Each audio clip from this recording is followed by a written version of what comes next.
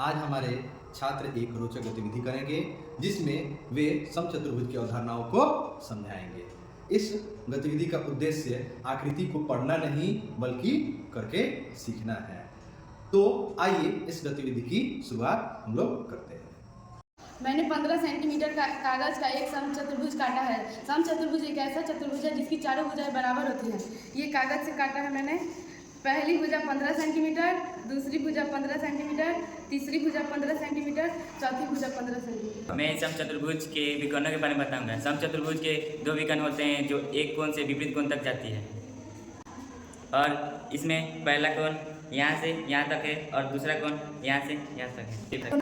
मैं दोनों विकर्णों को लंबाई को मापी और पाया कि दोनों विकर्णों की लंबाई अलग अलग होती है, और यहाँ से यहाँ तक 24 सेंटीमीटर होती है और यहाँ से यहाँ तक 18। समचतुर्भुज के दोनों विकर्ण एक दूसरे को बराबर भागों में काटते हैं। जैसे इस कोण से इस कोण तक 24 सेंटीमीटर, यहाँ तक 12 सेंटीमीटर, यहाँ तक 12 सेंटीमीटर। फिर यहाँ इस कोण से इस कोण तक 18 सेंटीमीटर, यहाँ तक 9 सेंटीमीटर, यहाँ तक 9 सेंटीमीटर।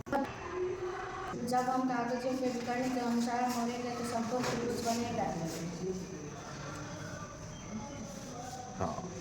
अब हम जानेंगे समचतुर्भुज का क्षेत्रफल, जो कि होता है 1/2 गुणे पहला विकर्ण गुणे दूसरा विकर्ण। इस गतिविधि से हमने सीखा कि समचतुर्भुज की सभी भुजाएं बराबर होती हैं।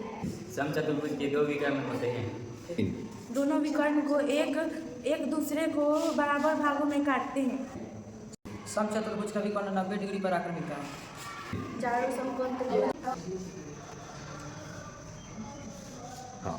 अब हम जानेंगे समचतुर्भुज का क्षेत्रफल, जो कि होता है 1/2 गुणे पहला विकर्ण गुणे दूसरा विकर्ण। इस गतिविधि से हमने सीखा कि समचतुर्भुज की सभी भुजाएं बराबर होती हैं। समचतुर्भुज के दो विकर्ण होते हैं।